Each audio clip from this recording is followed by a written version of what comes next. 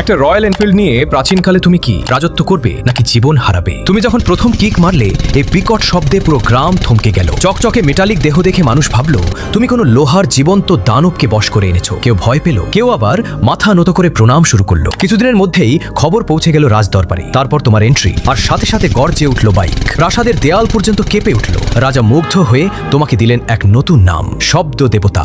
মুহূর্তেই তুমি উঠে গেলে ক্ষমতার শীর্ষে। কিন্তু এখানেই শুরু আসল খেলা। পুরনো মন্ত্রীরা এটা সহ্য করতে পারল না। তারা গোপনে ছড়িয়ে দিল তোমার এই বাইক কোনো যন্ত্র না, এটা এক অভিশপ্ত রাক্ষস। ধীরে ধীরে রাজা সন্দেহ করতে শুরু করলেন। আর একদিন হঠাৎ সবকিছু বদলে গেল। সৈন্যরা তোমাকে ঘিরে ফেলল।